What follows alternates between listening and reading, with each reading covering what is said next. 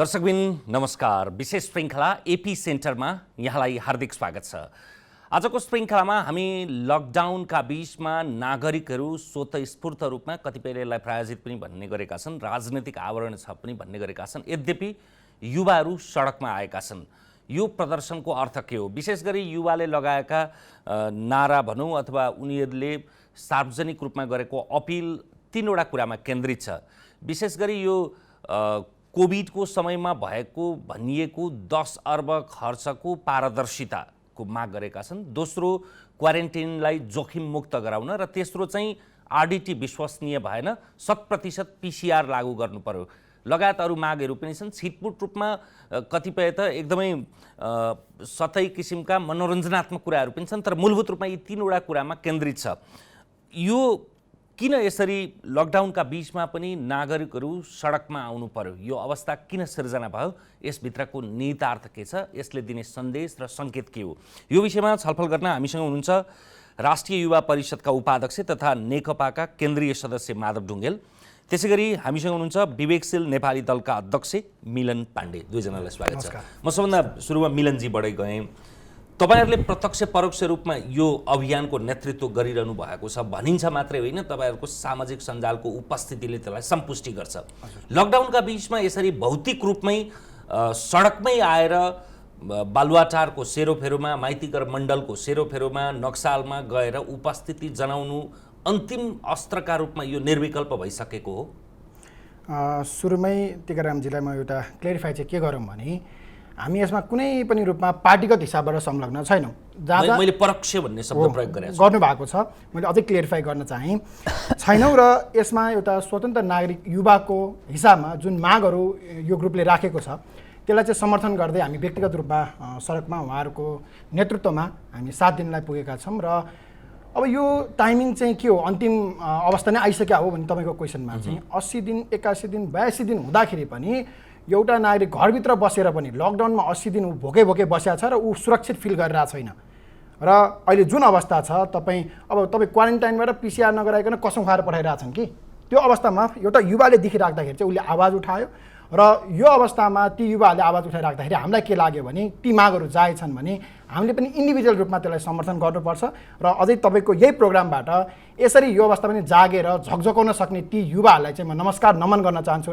टिकारामजी, यो युथको पावरलाई, यो युथको मागलाई चाहिँ सम्बन्धित निकायले छिटोभन्दा छिटो सुनेर उहाँहरूको मागलाई पुरा गरेर जुन अहिले यो कोभिडलाई छ त्यसलाई चाहिँ हामी सबैजना मिलेर चाहिँ पार लगाउनु पर्छ। मेरो प्रश्न तपाईँहरूले राखेका मागप्रति हुँदै होइन, किनभने पृष्ठभूमिमा मैले भनिसकेँ मूलभूत रूपमा यो 10 अर्बको हिसाबको पारदर्शिताको तपाईँहरूले राखिसके पछाडि हिजो उपप्रधान तथा रक्षा मन्त्री ईश्वर पोखरेलजीले नै यसका विषयमा पारदर्शी रूपमा हामी अगाडि बढ्छौँ, यो आन्दोलन अथवा ऐक्यबद्धता जे भनौँ नागरिकको आवाजप्रतिको हाम्रो सद्भाव छ, समर्थन छ अथवा सम्मान छ भन्ने ढङ्गबाट कुरा आइसकेका छन्।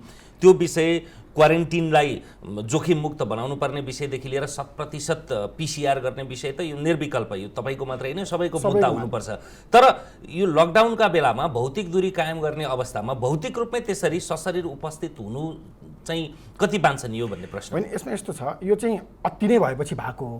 यो 80 दिन मैले अहिले भने भएपछि भएको र यसमा पनि तपाईँ आजको अभियान म केही दिन अगाडि अभियानमा सरिक भएर आउँदैछु, त्यो क्रममा त्यहाँ जसरी भौतिक दूरी कायम गरेर जसरी सतर्कता अपनाएर युथहरूले भोलिन्टियरिङ गरेर गरिरहेका छन् यसलाई चाहिँ हामीले सकारात्मक रूपमा लिनुपर्छ। र फेरि यस्तो घटनाहरू घटिराख्दाखेरि तपाईँ यो फेरि लामो समय सामाजिक सञ्जालमा आवाज उठि नै रहेको थियो, त्यो चाहिँ समाधान नभएपछि त्यसलाई एड्रेस नगरेपछि यसरी आएको। त्यही भएर यसलाई चाहिँ एकदम नेगेटिभली लिने र यसलाई अब तपाईँको त्यहाँ लगेर जोड दिने, त्यसो भए त अब यो फेरि कहाँको इक्जाम्पल दियो भनेर नभन्नुहोस्। युएसमा अहिले रेसिजमको आन्दोलनमा डक्टरहरू नै सडकमा छन् कि, क्यानाडामा प्राइम मिनिस्टरै सडकमा हुनुहुन्छ भने आवाज उठाउनको लागि सही मागको लागि चाहिँ भौतिक दूरी कायम गरेर, फेरि एउटा कुरा म साथीलाई के भन्न चाहन्छु भने भौतिक दूरी कायम गरौँ, सुरक्षाको सबै उपाय अपनाएर चाहिँ सडकमा सही माग लगाउनको लागि चाहिँ उहाँहरू आउनुपर्छ र सरकारले छिटोभन्दा छिटो ती मागलाई पुरा गरेर यो लकडाउनलाई अझै व्यवस्थित बनाउने र परिणाम दिने खालको चाहिँ नीतिहरू लिनुपर्छ भन्ने लाग्छ। माधवजी, सम्भवतः यो प्रश्नको झनै एउटा आधिकारिक निकाय, किनभने तपाईँ राष्ट्रिय युवा परिषदको उपाध्यक्ष पनि भएको र सँगसँगै सत्तासीन दल त यसै पनि जोडिन आउँछ होला। युवा यसरी विरक्त भएर सत्तासँग, सरकारसँग, सम्पूर्ण संयन्त्रसँग अभाग भएर सडकमा आउनुपर्ने अवस्थाका बीचमा तपाईँ कुनै बेला अन्तर्राष्ट्रिय युवाको नेतृत्व गरेको अहिले पनि राष्ट्रिय युवा परिषदको उपाध्यक्ष भएको दृष्टिकोणले तपाईँलाई आफैलाई टिट लाग्दो जस्तो लाग्दैन? सबभन्दा पहिले म अहिले भर्खर यहाँ आइपुग्दाखेरि मेरो छोरी अहिले 8मा पढ्छिन्। मेरो छोरीलाई एकपटक यो रिङ रोड घुम्न मन लागेको छ। एउटा बच्चा बच्चीलाई धेरै लामो समयदेखि घरभित्र बसेको एउटा गुम्सिएको एउटा अवस्था छ। त्यसले एउटा सडकमा जाने कसै चाहिँ एउटा उत्कट चाहना चाहिँ त्यो रूपमा चाहिँ एउटा अनोइङली पनि क्रिएट भएको छ। अर्को कुरा म यहाँ संयोगको कुरा गर्छु। यो संयोग यस्तो छ, के पाइस नेपाली, के पाइस युवा होइन कि के पाइस नेपाली, के बनायो यो नाराको प्ले कार्ड बनाउने को एउटा सुन्नुहोस् है। त्यसपछि छाडा खालका पश्चिमा संस्कृतिलाई ठ्याक्कै एडप्ट गर्ने खालका ब्यानरहरू छन्। कसले ल्यायो? यो हाम्रो संस्कृतिले ल्यायो। यो जुन खालको ती बच्चा त तिनीहरूले त बोकेका हुन्, तिनीलाई के बोकेँ भने सायद थाहा छैन होला कि जो ती बच्चाहरू जो बोकिरहेछन्। त्यसैले यो मोमेन्ट यस्तो संयोगको दिन छ जुन अहिलेको मोमेन्टमा तपाईँले याद गर्नुहोस्, यत्रो नेपालको नेसनालिटीको मुद्दा चरम उत्कर्षमा छ।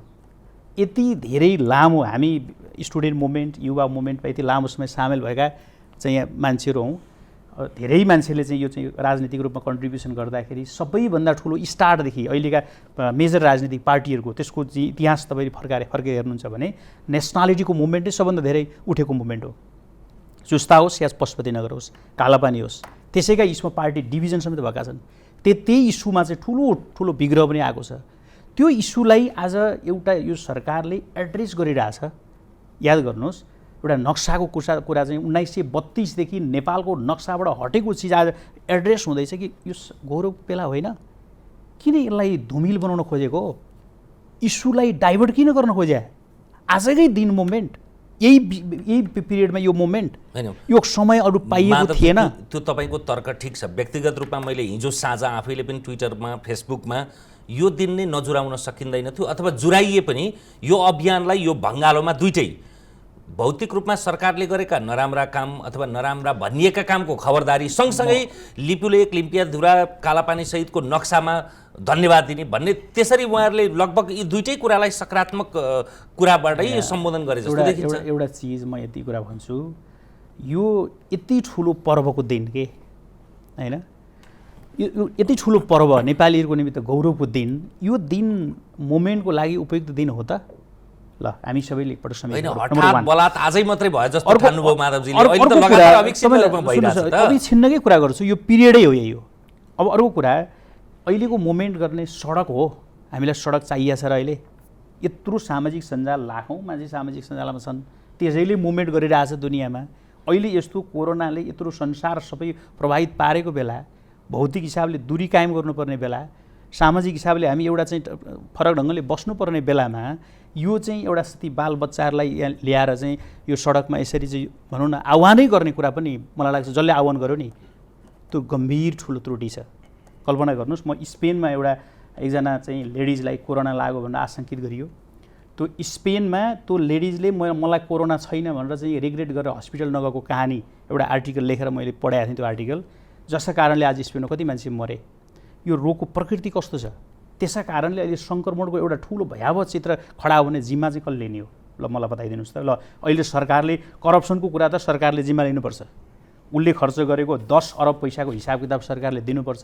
त्यो जो कोही युवाले माग गरेको कुरा पनि जेन्युन माग हो, किनकि पब्लिक सरकारित विषयवस्तु जसलाई पब्लिकले शङ्का गर्न पाउने त्यो राइट उसँग छ। उसले चाहिँ हिसाब खोज्न पाउँछ, हिसाब सामाजिक सञ्जालबाट पनि खोज्न पाउँछ, अथवा जुनसुकै बेला उपयुक्त बेला थियो भने सडकबाट पनि खोज्न पाउँछ। यो लोकतन्त्र हो, यसमा कोही समस्या छैन। तर ती जे अहिले सरकारले गरेका कामका डिफेक्ट छन्, गलत जस्तो लागेको छ, त्यसलाई भ्रम सिर्जना भएको छ, त्यसलाई क्लियर गर्ने दायित्व राज्यको हो, त्यो गर्नुपर्छ।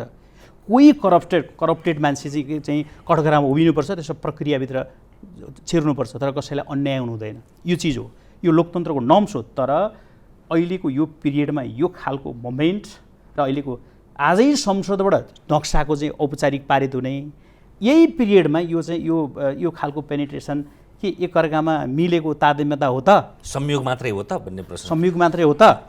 मनोजी, उहाँले 3वटा कोणबाट उठाउनु भएको छ। एउटा त उहाँले सङ्केत गर्न खोज्नु भयो यो प्रतिनिधि नारा होइनन् होला, यद्यपि सामाजिक सञ्जालमा छ्यापछ्याप्ती छन्।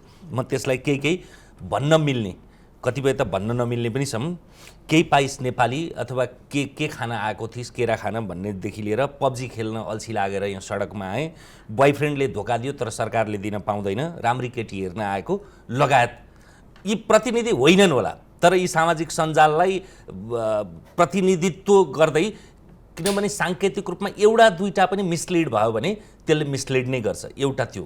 दोस्रो, उहाँले भने जस्तो यो दिन संयोग मात्रै हो त, जुन दिन प्रतिनिधि सभामा लिपुलेक लिम्पियाधुरा सहितको नक्सा, वास्तविक नक्सा प्रमाणित हुँदैछ, निशान छाप फेरिँदैछ, र तेस्रो सडकमा आएर फेरि कोरोनाको सङ्क्रमण बढ्दैन भन्ने के ग्यारेन्टी, त्यसको कसले जिम्मा लिने भन्ने? पहिला सुरुमा माधवजीले जसरी भन्नुभयो, पहिलो वाक्य नै मलाई एकदमै दुःख लाग्यो टिकारामजी।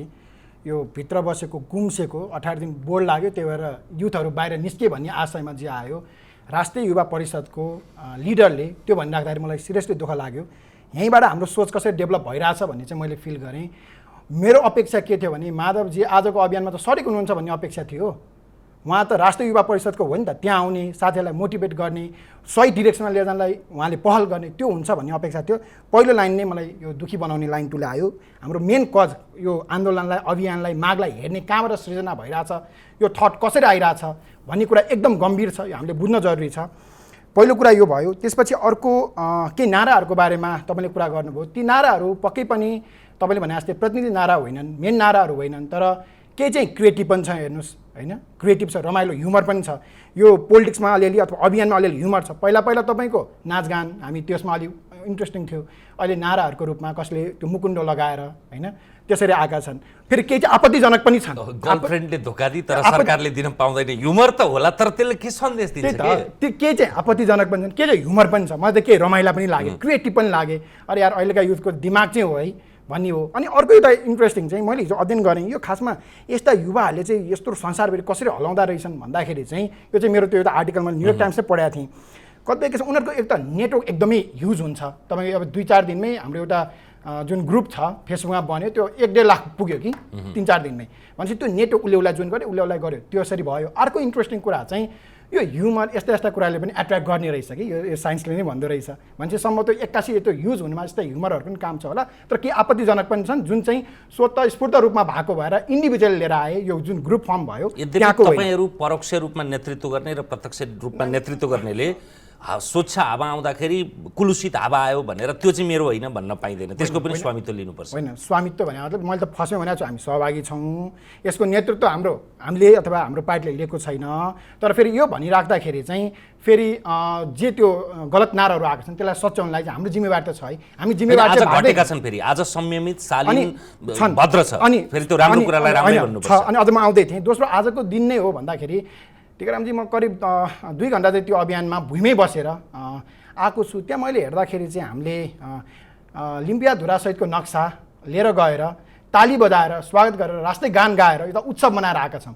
आज त्यो उत्सव हो, त्यो एउटा घटनामा हामी एकदम खुसी छौँ। राष्ट्रिय एकताको दिन हो, ताली बजायौँ, नाच्यौँ, हाम्रो नक्सा आयो भनेर भन्यौँ, भोलि जमिन फिर्ता आउँछ भन्ने अपेक्षासहित प्रेसर पनि दियौँ।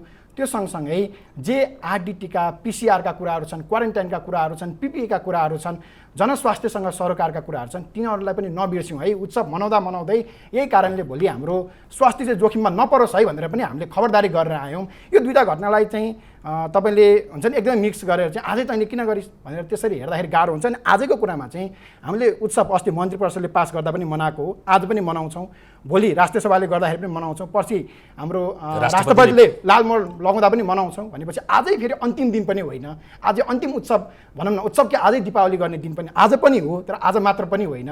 त्यही भएर यसलाई चाहिँ तपाईँले एकदमै त्यो कन्स्पिरेसी थ्योरीको हिसाबबाट यो त्यसरी हेर्न थाल्नु पनि चाहिँ गलत हुन्छ। ती साथी युवा साथीहरूलाई अन्याय हुन्छ कि त्यो हेर्नको लागि मेरो एउटा रिक्वेस्ट चाहिँ माधवजीलाई, भोलि पनि अभियानहरू विभिन्न ठाउँमा होलान् स्वतःस्फूर्त रूपमा, तपाईँ गएर सडिक भएर हेरिदिनुहोस् ती कहाँबाट परिचालित हुन् कि अथवा भित्र त्यो घरमा बस्दा दिक्क लाएर यसो रिफ्रेस हुन आएका हुन् भन्ने चाहिँ तपाईँले त्यहीँबाट। होइन, यस्तो छ कि मैले उहाँले त्यो विषयलाई अर्को ढङ्गले व्याख्या गर्नुभयो होइन। मैले तपाईँलाई म यति भन्छु, यति धेरै युवाहरू गुम्सिएका छन्। त्यो गुम्सेको एउटा खालको किनभने लामो समयसम्म घरभित्र बस्नु परेकोले त्यो आउने अब आयोजना गर्ने आयोजकहरू को छन् सबै त्यसमा इन्भल्भ छन् छैन मलाई थाहा छैन। तर यो अहिलेको पछिल्लो मोमेन्टमा केही न केही पेनिट्रेसन चाहिँ छ है। होइन आधार के त त्यत्तिकै त भन्नु भएन नि त। कस्तो आधार भनेको त आधार त नारै देखिरहनु भएको छ त। नारा कसले बनायो त? के पाइस नेपाली भन्ने नारा तपाईँले विश्लेषण गर्न सक्नुहुन्छ? के हो त्यो नेपाली भने? के पाइस युवा भनेको भए म केही पनि भन्दैन थिएँ क्या। के पाइस नेपाली के भने त्यो? त्यहाँ हेर्नुहोस् तपाईँ, शब्दमा भन्दैछु मैले। त्यो उहाँहरूले त्यसको अगुवाई गर्नुभयो म भन्दिनँ है। फेरि सबै त्यसमा इन्भल्भ छन् भन्ने निष्ठापूर्वक एउटा राष्ट्रको राम्रो होस् भनेर लाग्नेहरूको निमित्त मेरो सल्युटै छ, बुझ्नुभयो। तर के छ भने यो समय सबै चिज हेर्दाखेरि, यो अहिलेको पिरियड हेर्दाखेरि यो अलिकति यसलाई अर्को ढङ्गले प्लेट गर्न खोजेको एउटा प्रयास चाहिँ पक्कै हुनसक्छ भन्ने मैले अनुमान गरेको। म गलत अर्को कोणबाट पनि त हेरे हुन्छ नि। अर्को कुरा तपाईँलाई म कोणबाट छँदैछ। म अहिले अब अर्को चिज के हो भने आज एउटा सत्य कुरा हो, सरकार पनि अप्ठ्यारोमै छ। किनकि युरोप अमेरिकालाई पनि यसको काउन्टर गर्न गाह्रो भइरहेछ। हामी त इकोनोमिक हिसाबले पनि तल परेको देश हौँ। अब अहिले हामीसँग स्रोत साधनको हिसाबले भन्नुहुन्छ भने पनि हामीलाई जुन रूपमा हामीले जनतालाई राहत दिन सक्नुपर्ने हो, दिन सक्ने अवस्था छैन। हामीसँग हेर्नुहोस् त हेल्थको अवस्था के रहेछ, स्वास्थ्यको अवस्था के रहेछ, हामी कति परनिर्भर रहेछौँ। प्रत्येक घटनामा हामी प्रमाणित हुँदै आएछ। नाकाबन्दीको बेलामा हाम्रो चाहिँ सागसब्जीका गाडीभित्र छिर्ने दृष्टान्त देख्दा हाम्रो परनिर्भरता कति राम्रो गरी झल्किन्थ्यो। अहिले 15 खरब पैसा गत वर्षको बजेटमा हेर्दाखेरि 13 खरब बराबरको माल सामान त हामीले विदेशबाट किनेर खानुपर्ने अवस्था रहेछ। 2 अरब मात्रै जेनेरेट गर्ने हाम्रो चाहिँ इकोनोमी रहेछ होइन, 2 खरब र 13 खरब बराबरको त सामान किन्नुपर्ने स्थितिमा चाहिँ हामी बाँचेका रहेछौँ होइन। आजको एउटा अवस्था हेर्दाखेरि अब इम्प्लोइमेन्टको अवस्था, तपाईँ विदेश जाने युवाहरूको चाहिँ एउटा चाहिँ र्याङ्क हेर्दाखेरि त्यो सबै अवस्थाले के देखाउँछ भने हामी चाहिँ एउटा इनिसियल फेजमै छौँ है। हामीले सधैँभरि व्यवस्थाका विरुद्ध लड्यौँ, राजतन्त्रका विरुद्ध लड्यौँ, व्यवस्थालाई कमजोर बनायौँ। हामीले 6 महिना अगाडि संवाद गर्दाको प्रत्युत्तर पनि त्यही आउँछ, 6 महिना पछाडि पनि त्यही हुन्छ। अहिले मिलनजीलाई पनि एकछिन छोडिदिउँ। सडकमा लागेका ती अभद्र उच्छृङ्खल नाराका विषयमा त प्रश्न छन्, त्यो उहाँहरूको पनि प्रश्न हुनुपर्छ। किनभने धमिलो पानीमा माछा जरले पनि मार्ला। तर त्यो जायज रूपमा भनिएको 100% पिसिआर हुनुपर्छ, आरडिटीको के अरे प्रभावकारिता छैन भन्ने विषय सही हो कि होइन, इस्युको विषयमा त छानबिन हुनुपर्छ सही हो कि होइन, क्वारेन्टाइन व्यवस्थित हुनुपर्छ भन्ने सही हो कि होइन। एकदम सुन्नुहोस् है, इस्युको विषयका सन्दर्भमा त मेरो प्रश्न छ, यो लोकतन्त्र हो। युवालाई लागेको चिज जायज कुरालाई चाहिँ नदेख्ने, त्यसपछि यो होइन जायज कुरा किन नदेख्ने? सामाजिक सञ्जाल यत्रो मुभमेन्ट गर्ने ठाउँ हुँदै यो कोरोनाको यो बिचमा सडक के कोही युवाका लागि यो आवश्यक ठाउँ हो, यो त्यो ढङ्गले हामीले गाइड गर्नुहुन्छ त? ल हामी जिम्मेवार भएका अलिकति बच्चाभन्दा माथिका मान्छेबाट सोचौँ त, त्यो कुरा हो सही हो त? त्यो 1.5 लाख मान्छे त ती सामाजिक सञ्जालमा चाहिँ साथी बन्न आइपुगेछन् त, ती एउटा मुभमेन्ट होइन र? त्यो त्यत्रो मुभमेन्ट सामाजिक सञ्जालभित्रै छ भने अहिले सडक के को लागि मुभमेन्ट हो र? ल भन्नु तपाईँ। हो, मैले यो यति मात्रै कुराको मेरो अब्जेक्सन हो कि यति बेला सडकमा यो मुभमेन्टलाई चाहिँ प्रोत्साहित गर्ने कुरा चाहिँ किमार्थ पनि स्वीकार। त्यसले सरकारलाई राज्यलाई कुन अर्थमा असर गर्छ र कुन अर्थमा निरुत्साहित हुन्छ र? कस्तो सरकारको कुरा मात्रै होइन, जनता कसको त? अनि मैले सरकार कसका भनिरहेको, राज्य संयन्त्रै भनिरहेको छु। त्यो युवा कसका? यदि नेपाली नै हो भने त, अथवा विदेशी भयो भने त जोसुकै होस्, यहाँ त विदेशी त कोही आएको छैन, नेपाली नै छ नि। अनि केही विदेशी पनि पक्राउ परे भन्ने होला, त्यो म अहिले त्यतातिर जान्न। जेन्युन नेपाली नै मुभमेन्टमा छन्। त्यो कोरोनाबाट सङ्क्रमित भयो र त्यसबाट एउटा भयावह चित्र खडा भयो भने चाहिँ कसले जिम्मा लिन्छ त? यत्रो लकडाउन, कि त लकडाउन यो बेठिकै थियो भन्नु पऱ्यो, राज्यले गरेको लकडाउन त जनताको सुरक्षाको लागि गरे हो नि। ठुल्ठुला मान्छे त आफै सुरक्षित भएर पनि हिँड्न सक्दै होला, कसका लागि गरेको त? सामान्य पब्लिक बस रोक्ने कुरा, पसल रोक्ने कुरा अथवा सडक रोक्ने कुरा कसका लागि हो त? पिपुलमा यसले एउटा समाजमा यसो सङ्क्रमणको प्रभाव नपरोस् भनेर यसलाई रोक्न खोजिएको हो नि त। यो चिज तपाईँलाई यो भने अरू सबै चिजमा कन्सिडर गर्न सकिएला, तर यो अहिलेको रोग, यो महामारी, यो फेरि हामीले ल्याएको हो र? कुनै राजनीति मान्छे पानीले ल्याएर? अब प्रश्न कस्तो हुन्छ भने जस्तो चस्मा लायो त्यस्तै देखिन्छ। 75 दिनसम्म चाहिँ किन आएनन्, त्यस पछाडि चाहिँ किन आए? अब त्यो त फेरि के देखिन्छ भने संविधान संशोधनको प्रसङ्ग आयो त्यसैले त्यसलाई गिजोल्न प्रायोजित आयो भन्न त सकिएला। यस्तो छ होइन, अब आक्रोश त हेर्नुहोस् के हुन्छ भने हाम्रो अभावले बनेको देश हो, सबैलाई सबै चिज पुग्नै सक्दैन, जनताको अपेक्षा धेरै माथि छ, बुझ्नुभयो नि। तर हामीसँगको स्रोत साधन कम छ, हाम्रो काम गर्ने गुणस्तरीयता, मेन पावर, पोलिटिकल शक्तिभित्र पनि त्यसको सबै समग्रमा त्यसको पनि चाहिँ परिपूर्ति हुन सकेका छैन। यो सबै चिजका अरू धेरै ल्याकिङहरू छन्। त्यसले गर्दा के हुन्छ भने आकाङ्क्षाको दूरी धेरै माथि छ होइन। हेर्छ मान्छेले के हुन्छ 2/3 सरकारलाई कसले छेक्यो हो भनिदिन्छ। 2/3 भनेको टेक्निकल कुरा हो, त्यसले सबै चिजको परिपूर्ति गर्दैन। पैसा बनाउने हो र 2/3 यति चाहिँ म बजेट बनाउँछु भनेर कि चाहिँ मेसिन खडा गर्ने हो र? इकोनोमी त्यसरी बन्छ र? मैले भन्दैछु प्रसङ्गमा भने होइन 2/3 त के हो भने म मेरा शत्रुको सजिलै सामना गर्छु, टेक्निकल निर्णय गर्ने कुराको सन्दर्भमा हो क्या। मेन्टालिटीको कसले गर्छ र? हामी कल्चरको निर्णय कसैले गरिदिएर हुन्छ र? यी सबै चिज भनेको हामीले एउटा कुन बेसमा छौँ, हामी कुन आइडियोलोजिक बेसमा छौँ, कुन इकोनोमिक बेसमा छौँ, कुन चाहिँ परिवेशभित्र हामी उभिएका छौँ भन्ने ठाउँबाट हेर्नुपर्छ। हेऱ्यो भने आकाङ्क्षाको दूरी र अहिले हाम्रो यो यथार्थता चाहिँ को तादात्म्यता नमिलेर मान्छेभित्र आक्रोश सिर्जना भएकै हुन्छ। त्यो चिजको पनि एउटा प्रतिबिम्ब हुनसक्छ। यो युवाहरूको बिचमा जुन खालको हरेक चिज सबै फिट एन्ड फाइन भयो होला भन्ने अपेक्षा गर्ने, त्यो हुन सकिरहेको हुँदैन। हामी करप्सन कम्प्लिट कन्ट्रोल गर्नुपर्छ भनेर भन्छौँ नि। अब हामीलाई त्यसको चाहिँ कहाँ जोडिएको छ? निर्वाचन प्रणालीसँग जोडिएको हुन्छ त्यो कुरा। अरबौँ पैसा निर्वाचनमा खर्च गरिरहेको हुन्छ नि, त्यो निर्वाचनको खर्च भएपछि त्यो डाइरेक्ट इन्डाइरेक्ट त कहीँ न कहीँ त करप्सन भएर आउँछ नि। हो त्यो सबै चिज त सिस्टमभित्रै चेन्ज नल्याइकन त करप्सनको टोटल नियन्त्रण हुँदैन। समग्र विषयमा सधैँ कुरा गर्न सकिएला माधवजी, तर जनता भनेको कोही पराजित होला, कोही राजनीतिक रूपमा मोटिभ होला, तर सामान्यतया गुण र दोषकै आधारमा मूल्याङ्कन गर्छन्। यही सरकारको 3 वर्षलाई तपाईँले पहिलो 3 महिना हेर्ने हो भने त्यसले चुङसम्म गर्दैनथ्यो। विशेष गरी त्यो त्यति बेला सिन्डिकेट हटाउने भन्ने अभियानसम्मको कुरामा त्यहाँ कोही पनि प्रतिपक्षी थिएन, सबै सरकार पक्ष नै थिए। तर लोकप्रियताको पारो यसरी स्खलित हुँदै गयो। तर कोरोना आए पश्चात फेरि पनि शङ्खाको लाभ सरकारले ग्रहण गर्यो, लकडाउन गर्यो, यो बाहेकहरू विकल्प छैन भनियो। सीमाको विषय आयो, त्यसमा गगनभेदी रूपमा सरकार अगाडि आयो, त्यसमा पनि शङ्खाको लाभ दिए। गुण र दोषकै आधारमा हेरिरहेछ त त्यस्तो निरपेक्ष रूपमा आलोचना मात्रै गरे जस्तो त देखिँदैन। सरकारले त्यो भनौँ न एउटा प्रोसेसमा यो विधिमा होला काम गर्दै गर्दाखेरि केही कमी त पक्कै पनि भयो होलान्। एउटा चाहिँ क्वालिटीकै विषयमा पनि केही चाहिँ ल्याकिङहरू होलान्। तर त्यो साह्रै ठुलो के पनि गर्न नसकेको अपराधी चाहिँ सरकारले के गर्यो त्यसलाई श्रृङ्खलाबद्धै छलफल गरौँ। श्रृङ्खलाबद्धै छलफल गरौँ। यसको लागि पनि एउटा ठुलो सुने चाहिन्छ जस्तो लाग्छ। आजको सोमा त भ्याइन यो 3 वर्षको गल्तीहरू सबै भन्नलाई। यो 3 महिना 4 महिना यताको मात्र हेर्ने हो भने यो कहाँबाट सुरु हो भने स्वास्थ्य मन्त्रीको अब क्रियाकलाप त अब एकदमै तपाईँको जमिनदार पारै छ। त्यो त अब हामीले देख्न सक्छौँ होइन। तपाईँको अब उहाँ पिपी भने के हो, म त नामै कण्ठ गर्नलाई अब खोइ जान्दिनँ भन्ने खालको पाराबाट बिग्रिया हो। हेर्नुहोस् 3 महिना त लकडाउनमा हेर्ने हो भने। त्यसपछि अर्को यो स्वास्थ्य सामग्री खरिदमा जुन अनियमितताका कुराहरू आए, जुन सरकारकै तर्फबाट खारेजै गर्नु पर्यो भनेपछि आए, त्यसपछि अविश्वास झन् चुलियो। त्यो सँगसँगै आएर कहाँ भयो भने नेकपाको आन्तरिक जुन खिचातानी छ नि, तपाईँको युवा सडकमा आए चाहिँ ठुलो भुल भयो। तर यहाँ त सांसद अपहरण गर्नको लागि जुन भनिएको छ, अपहरण गरेकै मान्छेले गएर मुद्दा हालिसकेपछि अपहरण गर्न जानलाई चाहिँ अनि के हेरेर बस्या, को बोल्या, किन नबोल्या, मेरो क्वेसन क्या होइन। अनि अर्को इन्ट्रेस्टिङ कुरा भने चाहिँ यो 2/3 अहिले उहाँको कुरा प्लस अरू नेताहरूको कुराहरू सुनिराख्दाखेरि चाहिँ यो 2/3 आउँदैमा हुन्छ त भनेर भन्ने, त्यसो कोरोना मैले ल्या हो त भन्ने, यो जुन छ यो चाहिँ कम्प्लिटली लिडरसिप फेलियर हो है।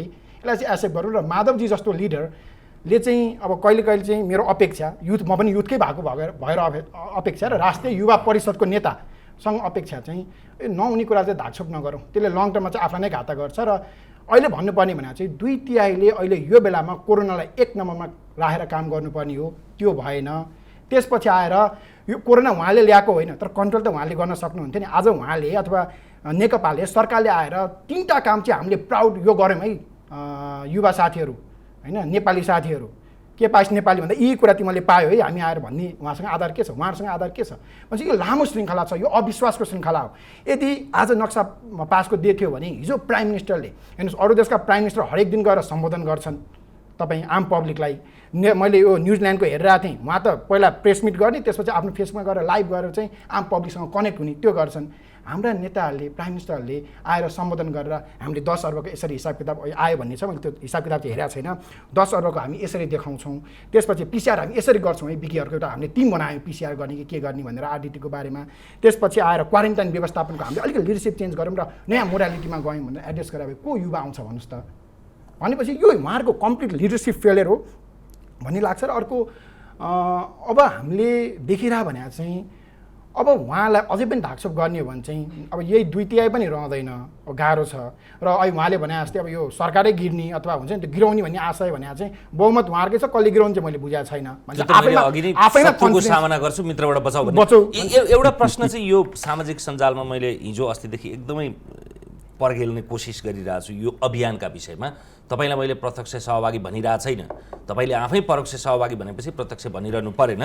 तर यो पछिल्लो 6-7 दिनमा 1 लाख 1.5 लाखसम्मको यो समूह बन्यो, त्यो समूह बन्नु एकदमै राम्रो कुरा हो। तर यो इनफ इज इनफ भन्ने जुन एउटा ह्यासट्याग प्रयोग गरेर समूह बनाएको छ, यो समूह कसरी स्वतःस्फूर्त हो, यसको त्यो लहरो तान्दा पहरो गर्जिँदाखेरि कहाँसम्म भनेर तपाईँलाई पनि मेन्सन गरेर कयौँ प्रश्नहरू उठेका छन्। यो प्रश्नको उत्तर दिनुपर्छ कि पर्दैन होला? यसमा त विभिन्न मिडियामा आइसकेका छ, सेतो पार्टीमा नै आएको थियो, कान्तिपुरमा नै आज कसरी भयो भनेर भनिरहेछ। यहाँ एकजना ई भन्ने, उहाँले आफ्नो ई मात्र लेख्न चाहनुहुन्छ, ई भन्नेले इन्स्टाग्राममा राख्नुभयो यो सरकारको अति भयो, इनफ इज इनफ, जुन प्रदीप गिरीले केही समय अगाडि भन्नु पनि भएको थियो संसदमा पनि, इनफ इज इनफ, अब अति नै भयो सरकारले। तपाईँ मान्छे मरेको 10 दिनपछि उसलाई कोरोना लाग्यो भन्ने थाहा हुन्छ कि भनेपछि यो इनफ इज इनफै हो। क्वारेन्टाइनमा मैले अहिले पनि भने कसम खुवाएर पठाइरहेछन् कि गोठमा राखेको व्यक्तिलाई कसम खुवाएर पठाउने, सिमानामा आफ्नो नेपाललाई लाठी हान्ने होइन, र अनि आफू चाहिँ अध्यादेश पारित गरेर बस्ने। भनेपछि त्यो इनफ इज इनफलाई चाहिँ आम पब्लिकले ल अब चाहिँ हो इनफ इज इनफ भने एउटा केटाले इनिसिएट गरे, यही हो युवा शक्ति भने, यही हो सामाजिक सञ्जालको शक्ति भने, यही हो। यसलाई चाहिँ नबुझ्दाखेरि भनेको युवा चाहिँ को हो भने त्यो युवा चाहिँ तपाईँले भने जस्तो कान्तिपुरमा सेतो पार्टीमा पनि अरूतिर पनि आउन पाउँछ। ती व्यक्ति भने केही वर्ष अगाडि सिंहदरबारमा के अरे रङ दल्ने अभियानमा पनि थिए, सिके राउतलाई मूलधारमा ल्याउने प्रक्रियाको पनि त्यसको संयोजन गरेका थिए। जनकपुरमा पहाडी समुदायले दुःख दिएको भनेर मधेसी समुदायप्रति माफी माग्दै गरेको हिँड्ने पनि देखिएको थियो। र अहिलेको यो संविधानमा यो निशान छापको प्रसङ्ग होइन, यो संविधान जुन 2072 साल असोज 3 गते जारी भयो त्यसको असन्तुष्ट पक्षको माग सम्बोधन गर्नुपर्छ। जो त्यसलाई संविधानलाई पुरा छैन भनेर भनेका थिए तिनीहरूको माग सम्बोधन हुनुपर्छ भन्ने युवा पनि उनै हुन्। भने पछाडि यो कता कता सिके राउतको प्रकरणमा पनि जोडिने, यो संविधानको पूर्णताको प्रश्नमा पनि उठाउने, अनि त्यो अभियान इनफ इज इनफ भन्ने प्रसङ्गमा त्यसमा ग्रुपमा भएका साथीहरूले भन्ने गर्छन् त्यसभित्र वाद प्रतिवाद हुँदैन, सामूहिक रूपमा नाराको कुरा गरिन्छ, जसले त्यसलाई खण्डन गर्न खोज्छ त्यसलाई ब्लक गरिन्छ, के अरे अलिकति यसको अभियानको विषयमा प्रश्न गर्न खोज्दाखेरि त्यसमा सन्देह प्रकट गरिन्छ, त्यो ग्रुपबाट आउट गर्न खोजिन्छ। यो त्यहाँ आबद्ध भएका साथीहरूले भएको कुरा। त्यसैले यो कथाकथि पारदर्शिताको कमी हो कि? यसमा चाहिँ अब जस्तै ईको बारेमा म त्यहाँ एउटा मात्र घटनामा ठ्याक्क रोकेँ, त्यसपछि हामी यता गयौँ। उहाँले सामाजिक सञ्जाल सुरु गर्नुभयो, त्यसपछि स्वतःस्फूर्त रूपमा यो अब युवाहरूले चोकमा निस्केर ल यो सरकारको इनफ इज इनफ, को साथीहरू आउने भनेर भनौँ न पेट्रोल नदिकन मासु भात नखुवाइकन स्वतःस्फूर्त रूपमा आएका युवाहरू हुन् कि। यहाँ कसैले भनौँ न यो कसैले भन्न सकोस् न त्यो मासु भात खुवाएर चुनावमा जस्तो भनौँ न हाम्रो नेताले गरे जस्तै पेट्रोल हालेर लिएर आएको होइनन्। एउटा युवा निस्किन्छ, इनफ इज इनफ भन्छ, अरू युवा आउँछन्। भनेपछि यो एकजना व्यक्तिले गरे होइन, उसले सुरु गरे। मैले एउटा घटनाको क्रममा चाहिँ एकजना व्यक्तिले त्यसरी सुरु गर्यो, त्यसपछि सबैजनाले चाहिँ अब मनमा उहाँले भने एकदमै गुम्सेकै हो यो सरकारले नगरेको असक्षमताको विरुद्ध। त्यसलाई प्रस्फुटन गर्नको लागि चाहिँ म त अझ अलिक के भन्छु भने यसलाई अझै राम्रोसँग गर्न सक्यो भने यो त राम्रो पनि भयो। के मान्यो भने जुन गुम्स्या थियो नि भोल्क्यानो जस्तो, त्यो चाहिँ अहिले अब यो केसमा मात्र गएर रोकिया छ। यो अहिले स्वास्थ्य जनसरोकारको विषयहरूमा जुन चाहिँ उहाँहरू पनि एग्री हुनुहुन्छ, यो चाहिँ एक लेभलको युवाभित्र कति त्यो गुम्सिँदैछ है भन्ने कुरा चाहिँ उहाँले नै फिल गर्नुपर्छ। र उहाँले अझै अब चुट्किलाको भरमा त्यसपछि आएर तपाईँको यो जोकको भरमा चाहिँ राजनीति हुँदैन। अब ती पत्याउने पुस्ताहरू गए, अहिले तपाईँ संसदमा एकछिनमा चुट्किला भन्नुहुन्छ, रमाइलो गर्नुहुन्छ, यो हामीले बचाऊँ भने जस्तो कि तैँले कहाँ सुनेको थिएछ भने मैले भने भन्ने खालको काम कर्तव्य गर्नुहुन्छ भने अहिले त गुगलमा फ्याक्ट चेक गरिहाल्छन् टीकारामजी बोल्दा बोल्दै। तपाईँ यता बोल्नुहुन्छ यता युवाले फ्याक्ट चेक गर्छन् भने के रमाइलो गर्ने, के चुट्किला भन्ने, के त्यो हुन्छ नि। अब कान्तिपुरमा अस्ति पुरै श्रृङ्खलाबद्ध हिसाबबाट आयो, तथ्य नै तोडमोड गर्ने भनेपछि चाहिँ यो पुस्तालाई बुझ्न जरुरी छ है। अहिले नेपालको मिडियन एज भनेको 24 वर्ष हो, 24 वर्ष मुनि आधा जनसङ्ख्या छ भनेपछि मलाई कता कता लाग्यो भने चाहिँ अहिलेको लिडरसिपले चाहिँ अब एक जेनेरेसन ग्याप पनि धेरै छ हेर्नु 70 वर्ष 80 वर्षका लिडरसिप छन् अब त्यति हुँदैमा त्यसलाई प्रतिनिधित्व नै गर्न सक्दैन भन्ने छैन तर त्यो बुझ्ने अब उहाँहरूको त्यो अब उहाँ त कम्पिटेन्सै छैन जस्तो लाग्छ भनेपछि त्यो ठुलो जेनेरेसन ग्यापले चाहिँ अहिलेको युवाले कसरी सोचिरहेछन् उनीहरूको शक्ति के हो भने चाहिँ बुझाएको छैनन् टिकारामजी यो उहाँहरूको लिडरसिपलाई उहाँहरूको पार्टीलाई नै ठुलो भोलिको दिनमा ठुलो सङ्केत हो है यसलाई चाहिँ बुझौँ मनन गरौँ अब उहाँ जस्तो युवा मान्छेले मनन गर्नु पर्यो यहाँ चाहिँ अब इनिसिएसन लिएर लिड गर्नु पर्यो माधवजी आउनुहोस् भोलि पनि कहाँ हुन्छ बरु बुझेर आउनुहोस् अभियानमा मिलेर गरौँ आवाज उठाउँ माधवजीले अघि भन्न खोजेको प्रसङ्ग चाहिँ मैले उठाइदिएँ होला उहाँ आज अब सरकारी संयन्त्रमा भएका कारणले कति भन्न मिल्थ्यो मिल्दैन थियो तपाईँले भन्न खोज्नु भएको यो इनफ इज इनफ अभियानभित्रको सन्देहास्पद कुरा त्यही मैले त्यसरी नै सम्बोधन गरेँ मैले एउटा चिज के भन्छु भने यो यदि पोलिटिकल्ली पेनिट्रेट र लिडिङ भएन भने त यस्तो मुभमेन्ट भनेको एउटा त्यो के हुन्छ भने एउटा इस्युमा आउँछ त्यसपछि फेरि त्यो फर्किहाल्छ फेरि त्यो डिस्पर्स भइहाल्छ हेर्नुहोस् होइन नियतसहितको अथवा प्लानिङसहितको कुनै विचार आइडियोलोजीसहितको मुभमेन्ट हो भने चाहिँ त्यसले फेरि एउटा अर्को रूप लिन पनि सक्छ इस्यु बेसमा कहिलेकाहीँ मान्छेलाई इस्यु के भन्छ करप्सनको इस्यु कसलाई मन परेको छ र करप्सनको इस्यु उठ्दाखेरि हेर्दाखेरि त करप्सनको पक्षमा कोही पनि हुँदैन नि त्यसको प्रोसेसको कुरा अर्को पार्ट हो जस्तो अहिले अब आज घोषणा गर भन्दाखेरि त सरकारलाई त समय त लाग्छ नि सरकारको आफ्नो विधि हुन्छ स्थानीय सरकार प्रदेश सरकार केन्द्रीय सरकार सबै ठाउँबाट भएको खर्चको कलेक्सन गर्नु पर्यो त्यसको एउटा विधिबाट सार्वजनिक गर्नु पर्यो त्यत्तिकै घोषणा गरिदिएर भएन प्रोसेस त छ नि प्रक्रिया छ अब भ्रष्टाचारी हो यो भनेर कसैलाई घोषणा गर्न त त्यत्तिकै त भएन व्यक्तिमाथि के भन्छ कानुनले 1000 अपराधी छुटुन् तर एउटा निर्दोष मान्छे कारबाही नपरोस् कति गम्भीर कुरा छ हेर्नुहोस् त अनि मान्छेले तपाईँ कसैले लगाइदियो आरोप भनेर सरकारले घोषणा गरिदिइहाल्नु भयो त त्यो त एउटा विधि छ नि प्रक्रियामा त आउनु पऱ्यो नि प्रमाणित त हुनु पऱ्यो नि प्रक्रियाभित्र छिर्नु पऱ्यो नि त्यो छिर्न समय लाग्छ नि अब जस्तो बोले जस्तो ठ्याक्कै गर्ने ठाउँमा अलिकति फरक चाहिँ हुन्छ किनकि त्यो आजको आजै खोज्छ मान्छेले आजको आजै त्यो चाहिँ प्राप्त हुँदैन त्यसैले अहिले जति विषयवस्तु युवाले सडकमा उठाएका छन् सामाजिक सञ्जालमा उठाएका छन् करप्सनको विषयमा एकदम राम्रो गरी उठाएका छन् सरकारका हरेक अङ्गले त्यसलाई पारदर्शी ढङ्गले देखाउनुपर्छ र विभिन्न सरकारका जुन अङ्गहरू हुन् जुन क्षेत्रबाट काम गर्छन् जस्तो न्याय दिने क्षेत्रले न्याय दिनु पऱ्यो चाहिँ अख्तियार लगायतका क्षेत्रहरूबाट गर्ने कामहरू अख्तियारबाटै गरिनु पऱ्यो जुन जुन आयोग निकायबाट गर्ने कामहरू त्यहाँबाट छिटो फास्ट गर्नु पऱ्यो र त्यसलाई दिनु पऱ्यो भन्ने कुराको सन्दर्भमा एकदम सही कुरा छ तर अब मैले भनिहालेँ अहिले यो इस्यु चाहिँ अहिलेको इस्यु अहिले मिलनजीले भनेकै इस्यु पनि त्यत्रो ठुलो जस्तो भानुभक्त ढकालले होला केही चिजमा उहाँलाई कुन सन्दर्भ हुनुहुन्थ्यो कुन ठाउँमा बोल्नुभयो एउटा बोलीमा उहाँको केही सन्दर्भ मिलेन कि उहाँले गरेको अपराध चाहिँ के हो त भनेर गहिरो हेर्नुहुन्छ भने ठुलो अपराध केही पनि देखिँदैन अपराध त नभनौँ तर भन्नु न यस्तो संवेदनशील अवस्थाको स्वास्थ्य मन्त्रालयको नेतृत्वको अल्पज्ञान भनेको आफैमा त्यो अपराध भन्ने शब्द त नहोला तर त्यो अक्षम्य कमी होला कमी किनभने हामी त सिङ्गो नेपालीहरूकै बिचमा अब यो पोलिटिकल कन्ट्रिब्युसन गरेर आएको टिम त्यही हो त्यसले जिम्मा लियो होला कहीँ ल्याकिङ होला त्यो समय क्रममा परिवर्तन हुँदै जान्छ सिक्दै जान्छ नि गर्ने के त अर्को समय आउँछ हाम्रो मिलनजीहरूले लिडरसिप लिनु होला उहाँको नयाँ पुस्तामा होइन त्यो त अर्को पार्ट हो छ नि अहिले जो हो पोलिटिकल कन्ट्रिब्युसन गरेर जेल बसेर नेल बसेर दुःख गरेर जसले यो मुभमेन्टकै नेतृत्व गरेर व्यवस्था परिवर्तन गरेर आयो अहिले त त्यसैले चाहिँ त्यो जिम्मा लिइरहेछ नि त्यसले गरिरहेको कामका विषयमा क्वेसन गर्न पाइयो छलफल गर्न पाइयो पारदर्शी हो भन्न पाइयो यो भएन भन्न पाइयो तर अहिले जुन यो सरकारले अहिले अझै म एउटा प्राइम मिनिस्टरको विषयमा कुरा गरौँ मैले कुनै आजसम्मको तपाईँले सबै हिस्ट्री हेर्नुहुन्छ भने हुन त होला एक एक विषयवस्तुका सन्दर्भमा स्वभाव शैलीका विषयमा पनि क्वेसन गर्न सकिएला किनकि मान्छे हो त्यो कुनै माथिबाट झरेको चिज त होइन तर यो आँट सपना एउटा आम युवालाई एउटा सपना जागृत गर्न सक्ने अपिलिङ गर्न सक्ने आफ्नो देशको विषयमा एउटा स्ट्रङ देशको प्रतिनिधि भएर उभिन सक्ने अन्तर्राष्ट्रिय मिडियामा पनि आफ्ना कुराहरू राम्रो गरी डेलिभर गर्न सक्ने नेसनालिटीको एउटा इस्युलाई कैयन प्रधानमन्त्री विदेश त गए नि कसले दुनियाँको मिडियाको आकर्षण चाहिँ प्राप्त गरेर आए त अहिलेसम्म कसैले आएको छैनन् नि तर अहिलेको प्रधानमन्त्री त्यो चिजमा त उहाँले राम्रै गर्नु भएको छ नि त होइन र आकाङ्क्षा त आम एउटा पाल्ने एउटा लिडरसिपले आकाङ्क्षा नभएको के लिडरसिप आकाङ्क्षा भनेको त भिजनसँग जोडिएको छ बाबा जोसँग भिजन छ उसले आकाङ्क्षा दिने त हो नि अब भिजनै नभएको मान्छेले के आकाङ्क्षा दिन्छ र त्यसैले त्यो आकाङ्क्षा म करप्सन मुक्त देश बनाउँछु आकाङ्क्षा हो नि त्यसका उहाँहरूको अगाडि यति धेरै अप्ठ्यारा छन् त्यो हामी पनि देखिरहेछौँ सिस्टमभित्रै चेन्ज नल्याइकन सम्भवै छैन किनकि हाम्रो यति लामो संरचना करप्सनकै बेसबाट बनेको संरचना छ। तपाईँले एकैचोटि चेन्ज ल्याउन सक्नुहुन्न उहाँले पनि, तर कमिटमेन्ट गर्नुभएको छ नि, म गरेरै छाड्छु प्रत्येक पट होला। यसमा चाहिँ बडा रोचक कुरा के हो भने यो आरडिटी अहिले पनि यो फेलियर भइसक्यो, यो आवश्यक छैन भनेर भनिएर विश्वले पनि गरिसक्दाखेरि पनि किन त्यसलाई प्रयोग गरिँदैछ भन्दा अमुक के अरे उसले ल्याएका कारणले, ओम्नी कम्पनीले ल्याएका कारणले त्यसको प्रयोग गर्नुपर्ने बाध्यता छ, त्यसले ल्याएको सञ्चित नसकुन्जेलसम्म।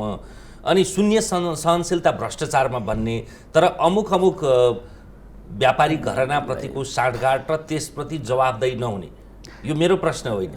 मैले यति कुरा भन्छु, आरडिटीकै विषय पनि यो कोरोना हामी सबैको लागि नयाँ हो कि पहिले हामी बुझौँ कि नेपालको स्वास्थ्य क्षेत्रलाई पनि नयाँ हो नि, ओल्डै नयाँ हो नि, हाम्रो मौलिक आरडिटी भन्न खोजे बाहिर प्रयोग गरे, अब यो असफल भयो, प्रभावकारी छैन भनेर उनीहरूले भनेपछि अहिले पनि त्यही भिराइरहने त। प्रभावकारी छैन भने त्यो त एउटा विश्व स्वास्थ्य सङ्गठनले भनेअनुसार गर्ने कुराको सन्दर्भमा त्यो त त्यो उसको प्रोसेसमा गर लागे। त्यो कुनै ओम्नीसँग जोडेर अथवा त्यो करप्सनसँग जोडेर त्यहाँभित्र अनियमिततासँग जोडेर यसलाई व्याख्या गर्न खोज्ने जुन प्रयास छ नि, ए बाबा त्यो त त्यति बेला तपाईहरुले गुन्जाइसै बेठी कुरा हो क्या।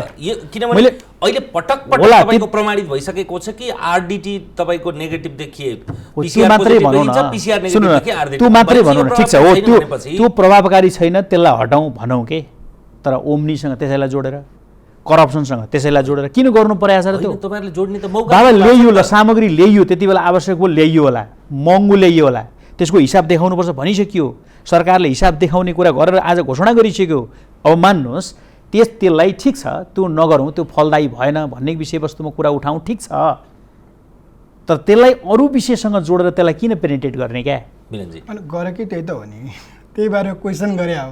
तपाईँले एउटै कम्पनीसँग तपाईँ पुरै प्रोसेस मिचेर तपाईँको 10 गुणा महँगोमा लिएर आउनुहुन्छ भने अनि आम पब्लिकले क्वेसन गरे भने चाहिँ अनि त्यो केसमा पनि मेरा प्राइम मिनिस्टर एकदमै हुन्छ नि यो केसमा राम्रो, अथवा मेरा हिजो लोकतन्त्र लिएर आएका मन्त्री भनेर चाहिँ अबका युवा पुस्ता बस्दैनन्। माधवजी मैले भन्न खोजेको चाहिँ यहाँ हो, इस्यु अनुसार हुन्छ अबको पोलिटिक्स भने चाहिँ। जस्तै उहाँहरू लोकतन्त्रको लागि त थ्याङ्क यू हो, आज पनि हामी केपी ओलीजीलाई, शेरबहादुरजीहरूलाई उहाँलाई त थ्याङ्क यू नै भन्ने हो, तर त्यही आडमा चाहिँ होइन मैले लोकतन्त्र लिएर आएँ, अब म सबै कुरा म यो जिन्दगीबाट मै लिडरसिप लिन्छु र म फुटबल राम्रो खेल्छु भने अब म क्रिकेट पनि राम्रो खेल्छु, भलिबल पनि मै खेल्छु भन्न त पाइएन नि त। त्यही भएर त्यसमा त तपाईँहरूले पनि इन्टरभेन गर्नुपर्छ है। मैले उहाँलाई मात्र भने होइन है, म एउटा हुन्छ नि युथ पार्टीको सदस्य मेम्बर लिडर भएको भएर पनि अब चाहिँ हरेक पार्टीमा चाहिँ युथले इन्टरभेन गर्नुपर्छ है, र धेरै आफ्नो लिडरलाई हुन्छ नि म पढ्यो भने धराबारमा हाम फालिदिन्छु भन्ने युथले चाहिँ अब परिवर्तन लिएर आउन सक्दैन है। मलाई यो अझै यो झिना मसिना कुरामा भन्दा पनि हाम्रो जुन सिस्टममा जुन स्ट्रक्चरमा चाहिँ समस्या छ हरेक पार्टीभित्र हाम्रो इभन उसमा अब होइन यो एकदमै गाह्रो छ है, गाह्रो छ। यो त भने जस्तो सल्लो छैन भने अब कहिले चाहिँ समाधान हुने हो त? भने जस्तो चाहिँ के हो त? कसले मान्दैन? कर्मचारीले मान्दैन, ऐन लिएर आउने अध्यादेश लिएर आऊ, कर्मचारी भने सरकारले भने नमान्ने कर्मचारीलाई फायर गर्न सक्ने अध्यादेश लिएर आउन, जनताले साथ दिन्छ कि दिँदैन? हिजो सिन्डिकेटमा दिए होइन तपाईँ, अनि त्यो काममा नदिने अध्यादेश के लिएर आउने, तपाईँको पार्टी फुटाउनलाई अध्यादेश लिएर आउने, अनि सरकारले चाहिँ होइन मलाई मानिदिनुपर्छ भन्ने हिसाबबाट चाहिँ हामीले बस गर्न थाल्यौँ भने चाहिँ समाधान आउँदैन। समाधानको लागि त कम्पिटेन्ट लिएर आउनु पऱ्यो। 70 करोडमा क्वेसन आयो, ल भन्नुहोस्, उहाँहरूले 70 करोडमा क्वेसन आएपछि त्यो एकदमै ठुलो इस्यु थियो होइन। त्यसमा चाहिँ के भयो त? अब म युथको हिसाबमा म हरेक दिन पत्रिका पढ्छु, हरेक दिन टिभी हेर्छु र सामाजिक सञ्जाल चलाउँछु, मैले त्यसमा अगाडि के बढ्यो भनेर थाहा पाएको छैन नि त, भनेपछि मैले त जानकारी पाएको छैन। अनि प्रधानमन्त्री उहाँलाई नै सेभ गरेर हिँड्नुहुन्छ, उहाँका पार्टीका लिडरहरू उहाँलाई नै सेभ गरेर हिँड्नुहुन्छ भने मैले अस्ति भने हेर्नु 70 करोड भने म त कति त्यो दिमागमा इमेजिनेसन पनि आउँदैन कि हामी जस्तो मान्छेलाई त। अनि यसो हिसाब गरेँ 50,000 स्यालेरी भने त धेरै नै हो। 50,000 स्यालेरी कमाउने एकजना मान्छेले खर्च नगरिकन सबै जम्मा गर्ने भने 1167 वर्ष लाग्ने रहेछ कमाउनलाई। 50 वर्ष 60 वर्ष बाँच्यो भने 17 पुस्ता लाग्ने रहेछ। भनेपछि त्यो त 70 करोड भने हामीले हाँसेर रमाइलो गरेर छोड्ने कुरो त छैन नि त, 17 पुस्तासम्म घात भइरहेछ। अब त्यो 70 करोडको केस छ, त्यो केस जब प्रश्न उठ्यो मन्त्रीले राजीनामा दिनुभयो होइन हो। उहाँले अहिले पनि त्यो त्यहाँ श्रृङ्खलामा उहाँले पैसा लिएको काहीँ पनि देखिँदैन होला। उहाँको बोलीमा, उहाँको बोली सुन्दाखेरि कतै हो कि भन्ने युवाहरूलाई लागेको हुनसक्छ। त्यो छानबिनका लागि छोडिदिएर अब उहाँले त्यसमा एनिमेसन अथवा त्यसलाई चाहिँ एडिटिङ गरेर बनाइएको छ भन्नुभएको छ, त्यो भन्ने राइट त उहाँसँग होला नि।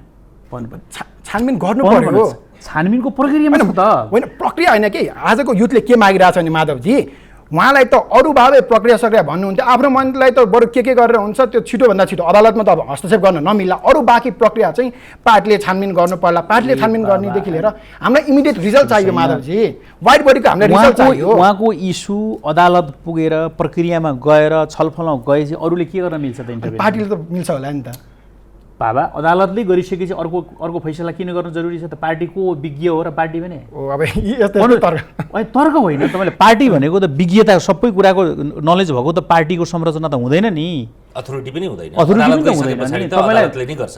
पार्टीले गरिदिएर हुन्छ र? त्यो जब दुईटा संरचनाले किन गर्नु परेको छ र एउटै संरचनाले जे प्रमाणित गर्छ पार्टीले त्यसैलाई मान्छ भनेपछि त त्यो पार्टीभन्दा त्यो बलियो होला नि त। अनि पार्टीभित्र पक्ष र विपक्ष होला मान्नुहोस्, कसैले तपाईँ भन्दै हुन्छ, कसैले संरक्षण गर्ला, कसैले त्यसको विरुद्धमा बोल्ला, त्यहाँभित्र आयोग हुन आयोग पनि कसैका पक्ष र विपक्ष होलान्। त्यो चिजलाई त्यसको छानबिन भन्दा त सरकारको त्यो आधिकारिक च्यानलबाट त्यसको सम्पूर्ण सबै टेक्नोलोजी जानेको विज्ञको समूहले गरेको इन्भेस्टिगेसनै सही होला नि त। त्यसैलाई पार्टीले मान्ने भनेपछि त सकिएको हो। त्यसको प्रोसेसमा गएपछि अरूले किन त्यो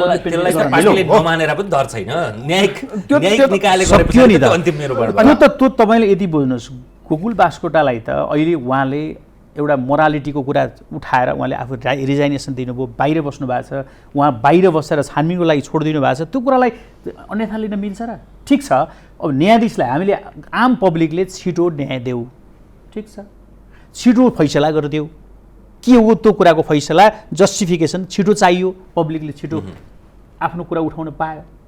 सबै हामी पनि हाम्रो ठाउँमा चाहिँ छिटो गरिदियो होला, किन चाहिँ बहसको विषय बनाउनु, जे हो त्यो कुरा चाहिँ बाहिर ल्याऊ भनौँला।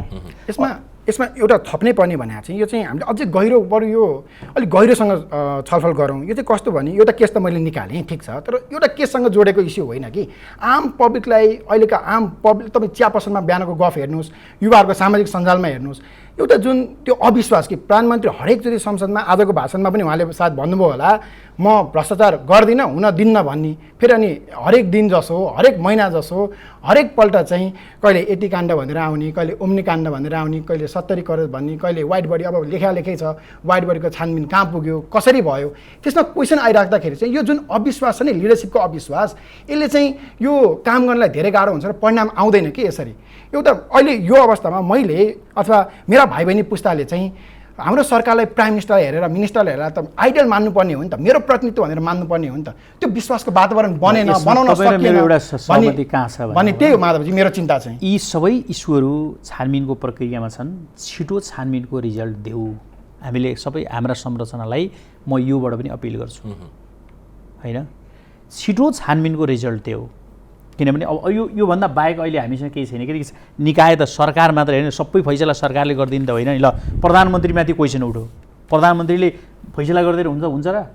फैसला गर्दा अर्को इकाइ होला नि। उहाँले त कतिपय केसमा गर्दै पनि हुनु भएको छ है, गर्दै होइन, उहाँले क्षति पनि पुगेको छ। त्यो कुरा मलाई पनि लाग्न सक्छ, मलाई पनि कुनै इस्युहरूको सन्दर्भमा जस्तो मैले भने पनि भानुभक्त ढकालका विषयमा क्वेसन उठो, म 26 वर्ष भयो भानुभक्त ढकालसँग सङ्गत गरेको, मैले स्टुडेन्ट मुभमेन्टमा उहाँ इन्चार्ज, म अध्यक्ष भएर पनि काम गऱ्यौँ। म इकोनोमिक रूपमा उहाँले जिन्दगीमा कहिले पनि मैले रालचुवाको देखाएको छैन क्या।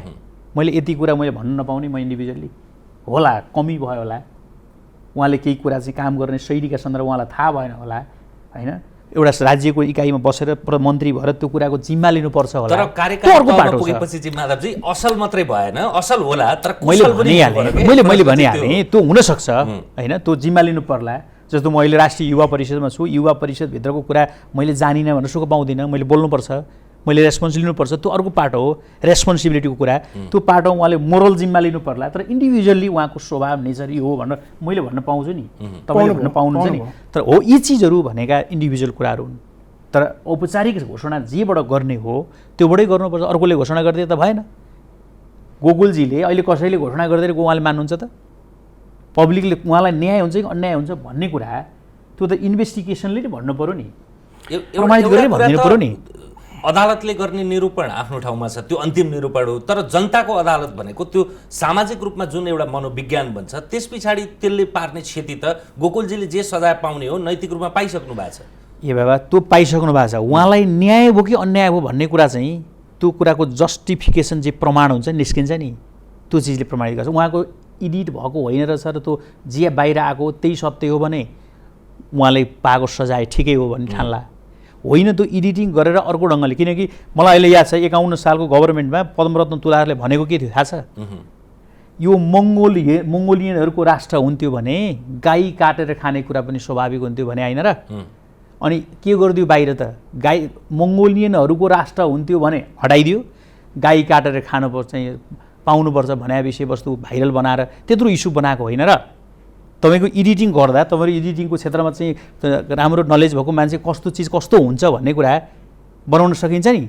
त्यो चिज उहाँको पनि होला, मैले हो भन्ने ग्यारेन्टी गर्दिनँ, उहाँले दाबी त गर्नुभएको छ नि। हो अब यो चिजलाई के व्यक्तिको पछाडि नजाउँ त्यही भने यसमा एउटा अहिलेदेखि मैले जोड्न खोजेँ भने चाहिँ जुन यो इनफ इज इनफ भनेर जुन अहिले अभियान उठिरहेछ, यसमा हामी सबैले बुझ्नुपर्ने भने चाहिँ सरकारको रवैया, काम गराइ र उहाँले जुन सरकारले चाहिँ अब हुन त कार्यकर्तासम्म नि पुगेको छैन भनेर भन्छु म चाहिँ, आम पब्लिकसम्मको जुन रिच हुनुपर्छ नि एउटा गभर्मेन्टको एउटा लिडरको, त्यो नभइसकेको चाहिँ एकदमै देखिएको छ। यसले चाहिँ भोलिको दिनमा तपाईँको 2/3 भए पनि अथवा सरकारले मत दिएर पठाउँदाखेरि पनि उसले चाहिँ आम पब्लिकलाई रिप्रेजेन्ट गर्न सकेन भने चाहिँ बर्बाद हुन्छ है माधवजी। उसले कुनै पनि काम गर्न सक्दैन र चाहिने काममा पनि भोलि राम्रो काममा पनि सरकारको समर्थन पाइएन भने त काम गर्न गाह्रो हुन्छ नि त। मैले जुन त्यो विश्वास गुमेको छ नि, त्यो विश्वास लिएर आउनलाई चाहिँ तपाईँहरू जस्तो लिडरसिप र अहिलेको केपी ओलीजी लगायत उहाँले चाहिँ अलिक बुझ्नुपर्छ मलाई म भन्छु क्या, यो स्टेबल गभर्मेन्ट भनेर हामीले जुन सुरुवात गऱ्यौँ नि, यसलाई ठिक छ खबरदारी राम्रो राष्ट्रलाई नै अप्ठ्यारो पर्ने इस्यु छ भने गम्भीरतापूर्वक उठाउने ठाउँ संसद छ, सामाजिक सञ्जाल छ, सभ्यतापूर्वक बोला उठाउने ठाउँ छ, केही समस्या छैन। तर तपाईँ एउटा कुरा म भन्छु, 2/3 सरकार भन्ने डिस्टर्बेन्स गरेको गरै गर्ने क्या। बाबा 5 वर्ष पछाडि त जनताको कठघरामा त उभिनु त उसलाई दिएकै छ त। यो कुरा चाहिँ मलाई बडा छक्क लाग्छ क्या। डिस्टर्ब भने सडकमा बोल्दैमा, सदनमा बोल्दैमा त्यसले के कार्यकारी तहका लागि के चाहिँ फरक पर्छ भन्नु त के परेछ? मनोवैज्ञानिक रूपमा त त्यसले त झनै ढाडस दिन्छ त, झन् उत्प्रेरणा दिन्छ नि, झन् मार्गदर्शन गर्ला नि। ठिक छ, त्यो मैले भनिहालेँ। त्यसलाई ग्रहण गर्ने चिजहरू जे मैले क्वेसन उठाएका छन् होइन, क्वेसन उठेका चिजहरू निरन्तर उठाइरहने कुरा पब्लिकको राइट हो, आम पब्लिकले उठाउन पाउँछ, त्यसले राज्यलाई फिडब्याकै हुन्छ। तर मैले भने सरकारको प्रत्येक अब जस्तो के छ भने राम्रो कुराप्रति काहीँ इङ्गितै नगर्ने, राम्रो गरेको कोही नि त प्रचार गर्नुपर्छ। आज मिलनजीहरूले मजाले चाहिँ यो प्रधानमन्त्रीको प्रशंसा गरेर डङ्गसँगले त्यही इस्युमा मात्रै चाहिँ प्रदर्शन गराएको भए हुन्थ्यो नि त सामाजिक सञ्जालमा। त्यसको अभियान त उहाँले गर्नु भएको छैन, अभियान त अर्कैतिर मोड्नु भएको छैन त। कसरी सरकारलाई कमजोर बनाउन सकिन्छ, कहाँनिर कमजोरी कहाँ छन्, कमजोरी होला एक लाइन मात्र माधवजी, यो यही हो समस्या। यही नै के हो भने हामी अब यो कस्तो भने यो सामाजिक सञ्जालले धेरै कुरा देखायो, त्यहीबाट टाउको दुख्यो कि। अरू नेता हेर्दाखेरि अब धेरै टाढा नजाऊ, केजरीवाल हेरौँ, उनी के भन्छन् भने मिडियाकर्मी साथीहरू, युवा साथीहरू, मेरो सरकारको कमजोरी देखाइदियो, मेरो कमजोरी के हो औँल्याउनुहोस्, म त्यसलाई सुधार्छु है भनेर भन्छन्। यता संसदमा आवाज उठ्यो भने, सडकमा आवाज उठ्यो भने चाहिँ होइन तिमीले मेरो विरोध गर्यौ, कामै गर्न दिनौ भनेर आफ्नो असक्षमता ढाक्ने चाहिँ मेलो गरिराख्दाखेरि चाहिँ यसले चाहिँ यो बुझाइले चाहिँ गाह्रो गर्छ भन्ने हो। र यसमा तपाईँले यो साथ दिएन भन्ने कुरामा यो आज मैले भने म राष्ट्रिय गान गाएर ताली बजाएर नाचेर आइरहेको छु कि आजको दिनमा। त्यो त कसले गरे भन्दा केपी ओली हो नि त। भनेपछि राम्रो कुरालाई पनि हामीले समर्थन गरेका छौँ, के भनौँ न उत्सवै मनाएका छौँ, र नराम्रो कुरामा पनि क्वेसन रेज गरेका छौँ। यो भने चाहिँ हिजो यही केपी ओलीजीहरूले लडेर ल्याएको लोकतन्त्रले दिएको सुन्दरता हो है, राम्रो कुराको प्रशंसा र खराब कुराको चाहिँ सडकबाट आवाज, सामाजिक सञ्जालबाट आवाज, सदनबाट आवाज चाहिँ यसलाई चाहिँ होइन पक्षमा बोले चाहिँ एकदमै राम्रो, विपक्षमा बोल्दाखेरि चाहिँ मैले आजै म तपाईँलाई भन्छु, तपाईँको सम्पूर्ण नेटवर्कलाई आज यत्रो घोषणा भएको दिन प्रधानमन्त्रीलाई बधाई दिएर आज आम नेपालीलाई स्टाटस लेख्न लाग्नुहोस् त ल। उहाँले आफै बोकेको पनि मैले देखिरहेको थिएँ। बधाई छ, तर आरडिटी होइन है, पिसिआर चाहिन्छ भन्नुभएको छ। एकैपटक दुईटा पनि त गरेर पाइएन, पाइयो नि। त्यो ठिक छ। त्यो अब एउटा कुरा मैले के ठाने भने त्यो अर्को चिज जोडेर यसलाई किन मिनिमाइज गर्ने भन्ने मेरो एक्सपेक्टेसन त्यो रह्यो। त्यो त जस्तो राम्रो चिजलाई खोलेर प्रशंसा गरौँ, किन बट भन्ने किन लाउनु माथि राख्या के। सुन्नुहोस् है, राम्रो चिजलाई यसरी खोलेर प्रशंसा गरौँ, क्वेसन उठाउनु पर्ने, पारदर्शी हुनुपर्ने, क्लियरेन्स गर्नुपर्ने विषयवस्तुमा अर्को ढङ्गले मुभमेन्ट ठिक छ। मैले भनिहालेँ सामाजिक सञ्जालै पर्याप्त छ क्या। अहिले म सडकमा आउनु पर्ने चाहिँ के पनि होइन 80 दिन यो चाहिँ नभन्नुहोस् है। हामीले यी अभियान भनेर सामाजिक सञ्जालबाट घर घरबाटै टिकारामजी सामाजिक सञ्जाल पछाडि फर्केर हेर्नु होला, हाम्रो गएर घर घरबाट प्लेकार्ड लिएर अभियान गऱ्यौँ। त्यसपछि हामीले अख्तियारमा मुद्दा हाल्नेदेखि लिएर सब यी अभियान गऱ्यौँ। 80 दिनसम्म युवाले यी अभियान गरे, प्रश्न गरे, लेखे, भिडियो बनाए। त्यो पछि नभइसकेपछि, पार नपाइसकेपछि चाहिँ सडकमा आउन बाध्य गरिएको है। यो चाहिँ बुझ्नुपर्छ। पहिलो दिन आएको भए चाहिँ उहाँले भने हो पनि, तर 80औँ दिनमा आउँदाखेरि चाहिँ उहाँले 80 दिनसम्म हाम्रो के कमी कमजोरी रह्यो भनेर आफूलाई हेर्ने भन्दा पनि होइन, तिम्रो सडकमा आयो, बर्बाद गर्यो, त्यो पनि सामाजिक दूरीसहित है। अनि अहिले यो देखेको चाहिँ के हो त भन्दाखेरि जब पानीको फोरा ल्याएर हान्यो त्यसपछि त सामाजिक दूरी भङ्गियो नि त, भाँडियो नि त। अब अन्त्यमा, एकदमै अन्त्यमा माधवजीले गरेको त्यो प्रस्ताव पनि, किनभने तपाईँहरूको यो 1.5 लाख त सम्ममा हुनुहुँदो रहेछ, कम्तीमा आजको दिनमा केपी ओलीलाई पनि परेन, सरकारलाई पनि परेन, यो संसदले गरेको प्रतिनिधि सभालाई अथवा व्यवस्थापिका संसदलाई त्यो मात्रै भनेर शुभकामना दिएको देख्न पाइन्छ सामाजिक सञ्जालका भित्तामा। त्यो त केही दिन अगाडि हामीले यो सरकारले लिम्पियाधुरा सहितको नक्सा ल्याउँदाखेरि प्रेस विज्ञप्ति निकालेरै हामीले गरेका छौँ र इभन अहिले नै यो एकदमै त्यो हुनै नसक्ने कुरा पनि भनेर होइन के, अहिले यही प्रोग्राममा गरौँ न, आजका दिनलाई तपाईँकै शोभाएर गरौँ न त। प्राइम मिनिस्टर केपी शर्मा ओलीज्यूले जसरी यो धेरै वर्षदेखिको गिजोलेको इस्युमा लिम्पियाधुरा सहितको नक्सा लिएर आउनुभयो, त्यसको लागि उहाँ धन्यवादको पात्र हुनुहुन्छ। उहाँ लगायत संसद र भोलिको दिनमा माथिल्लो सदनसम्म पनि जाँदाखेरि चाहिँ सबै धन्यवादको पात्र हुनुहुन्छ। यसको लागि चाहिँ हामी सबै नेपालीले केपी ओलीज्यूलाई धन्यवाद भन्नुपर्छ। यो केसमा अब एउटा च्याप्टर सक्यो, तर त्यो सँगसँगै अरू कमजोरीमा पनि क्वेसन सोध्न चाहिँ पाइन्छ र क्वेसन सोध्न छोड्नु हुँदैन है। लोकतन्त्रको सुन्दरता भनेको क्वेसन सोध्नु हो। यो चाहिँ हरेक लिडरले पनि क्वेसन सोध्नलाई चाहिँ कमी कमजोरीलाई चाहिँ उजागर गरिदिनलाई चाहिँ प्रेरित गर्नुपर्छ। मेरो आजको दिनमा धन्यवाद दिउँ, तर फेरि क्वेसन सोध्न चाहिँ नछोडौँ है। तपाईँलाई अन्त्यमा यो जसरी यो अभियान छ, इनफ इज इनफ भन्ने कुरा छ, यो स्वतः स्फूर्त हो, केही मनकारी, अझ त्यो अघि भन्नुभयो ईशानजी हो उहाँको नाम, ईशानजीले सुरु गरेको र त्यसमा अरू जोडिँदै आएका कारणले यो स्वतः स्फूर्त हो। यसमा कुनै राजनैतिक दल अथवा देशभन्दा बाहिरको ढाडस छैन, उत्प्रेरणा छैन भनेर तपाईँ चाहिँ त्यसमा स्पष्ट हुनुहुन्छ? म त स्पष्ट छु त। नत्र यस्तो हेर्नुहोस् न, एउटा लिडरले यत्रो मैले गरे हो भनेर भन्नलाई भनौँ न, अरू भए त भन्थे पनि होला होइन, भने त्यो भन्नलाई त मलाई के थियो र? यसमा हाम्रो कुनै पनि एकदमै कोर टिममा गएर एकदमै कुनै संलग्नता छैन। हामी यसमा सर्वसाधारणको रूपमा युवाले गरे र अर्को एउटा कुरा चाहिँ हामीले बिर्सिन नहुने भने चाहिँ अलिकति नयाँ राजनीतिक संस्कारको कुरा गरिराख्दाखेरि टिकारामजी, हामी चाहिँ पहिलादेखि नै केमा विश्वास गर्छौँ भने सबै राम्रो काम विवेकशीले गर्नु पर्दैन कि। कसैले भोलि माधवजीले राम्रो काम गर्नु भने हामी त समर्थन गर्ने हो। हिजो डाक्टर गोविन्द केसीले गर्नुभयो, हामीले समर्थन गऱ्यौँ। कुलमानजीले गर्नुभयो, हामी त र्याली नै गरे हो समर्थन गरेर। मान्छे राम्रो काम गर्दाखेरि समर्थन गर्ने हाम्रो संस्कारै हो। अहिले पनि खुसी के लाग्छ भने युवा साथीहरूले शान्तिपूर्ण रूपमा प्लेकार्ड लिएर हिँडिराख्नुहुन्छ, रेलिङ काहीँ भाँचेन कि। अझै मलाई एउटा खुसी लाग्ने भने यो हामीले 6-7 वर्ष जुन राजनीतिक संस्कार छ विवेकशीले रोप्न खोजेको, अब सबै क्रेडिट पनि नलिउँ, रोप्न खोजेको प्लेकार्ड लिएर हिँडिराख्नु भएको छ, सामाजिक दूरी मेन्टेन गर्नुभएको छ, अनि अझ भौतिक दूरी कायम गर्नुभएको छ, फोट टिप्दै हिँड्नु भएको छ कि। यो सानो क्रान्ति होइन Madhavji.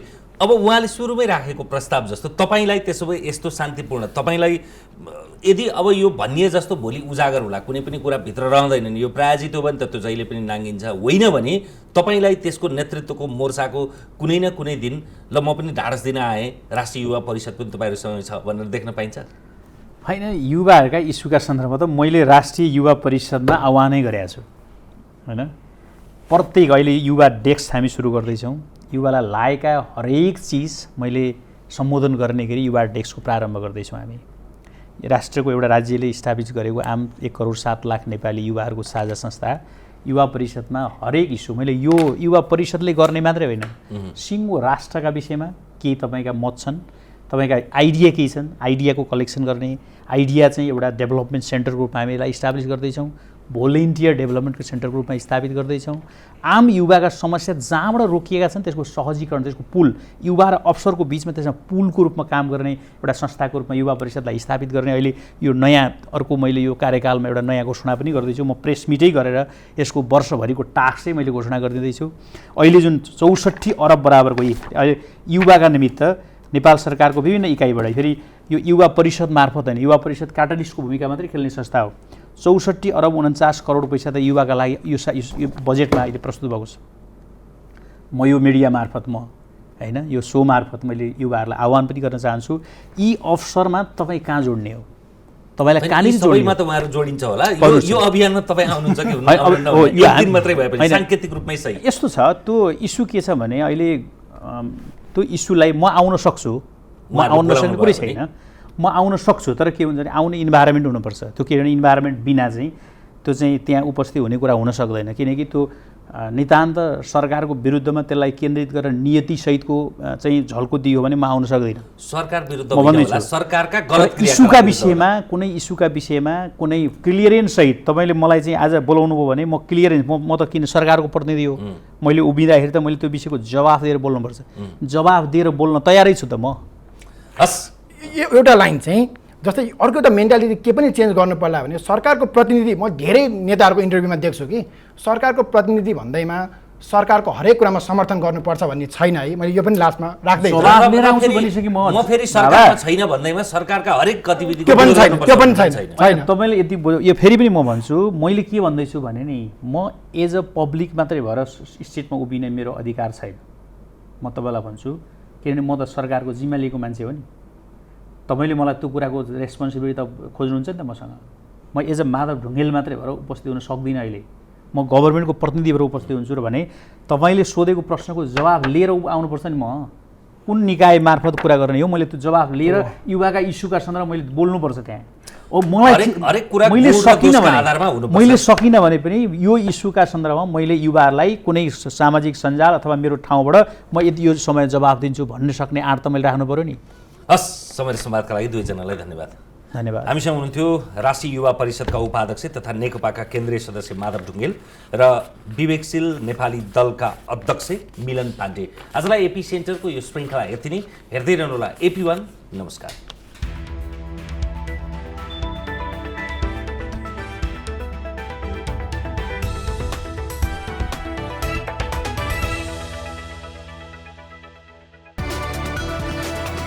It's an AP1 presentation.